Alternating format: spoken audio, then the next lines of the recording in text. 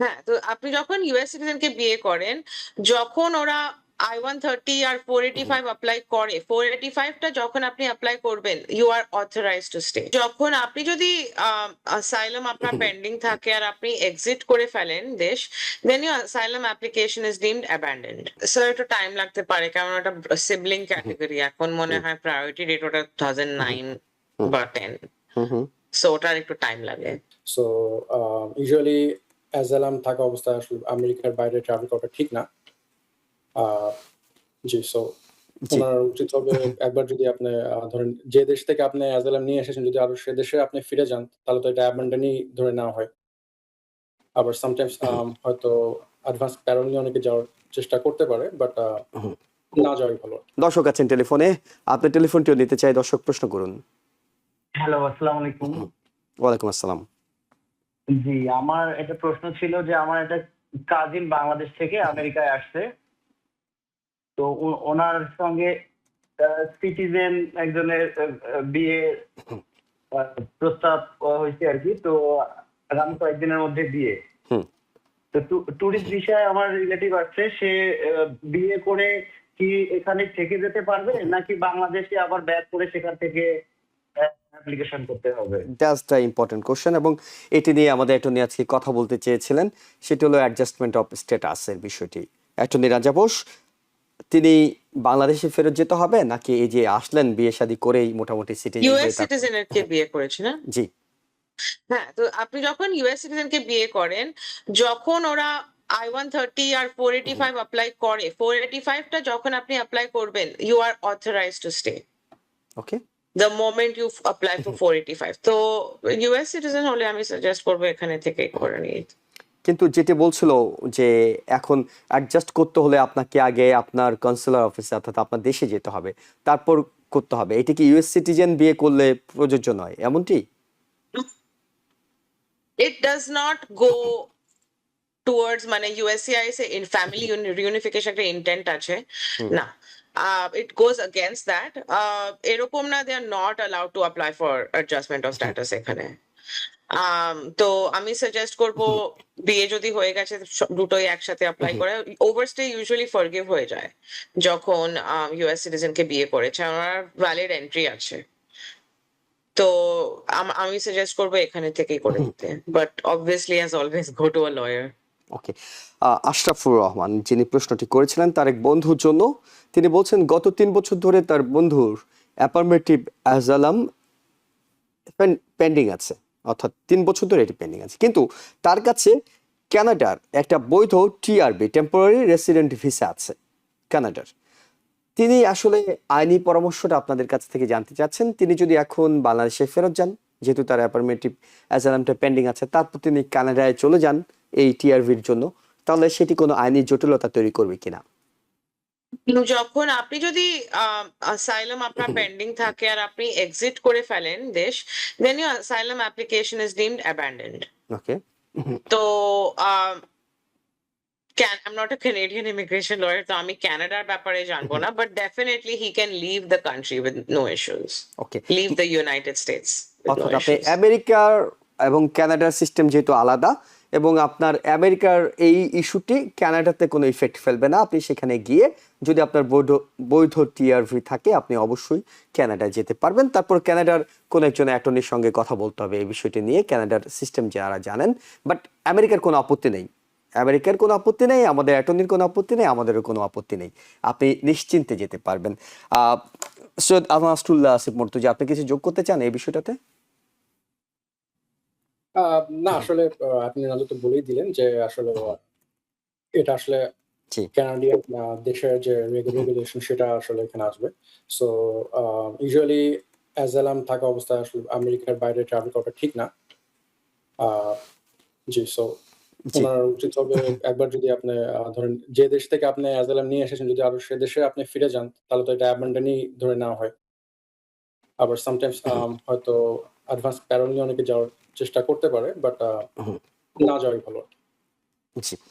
আহ, আমাদের দর্শক আছেন আরো দুজন টেলিফোনে, তাদের টেলিফোনটি নিতে চাই। দর্শক, আপনার পরিচয় দিয়ে প্রশ্নটি করুন।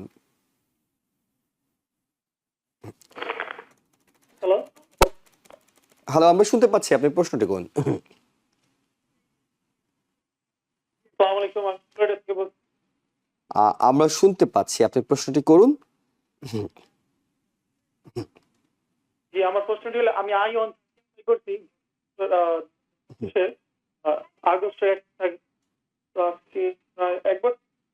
মোবাইলটা একটু কানে নিয়ে কথা বলবেন দর্শক, তাহলে আমরা পরিষ্কার শুনতে পাবো, স্পিকারে না।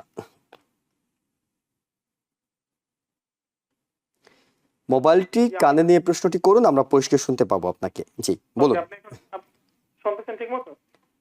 আমরা এখন শুনতে পাচ্ছি, বলুন। ওকে। জি, আমার প্রশ্নটি ছিল আমার ম্যারেজ I-130 অ্যাপ্লাই করা হচ্ছে ম্যারেজ ডে গত লাস্ট ইয়ারে।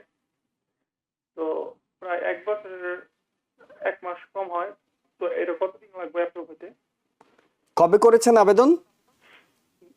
2025 এর অগাস্ট।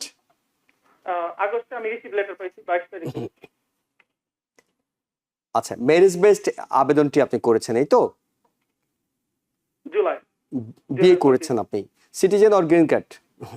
সিটিজেন। সিটিজেন। অ্যাটর্নি রাজা বোস, আমরা যতটুকু বুঝতে পেরেছি সেটা হলো যে তিনি 2025 সালের আগস্ট মাসে আবেদন করেছেন, বিয়ে করেছেন একজন সিটিজেনকে, সেই হিসাবে এখন তিনি প্রক্রিয়া আসতে গ্রিন কার্ড পেতে কতদিন সময় লাগতে পারে? 1 year is usually normal for waiting time.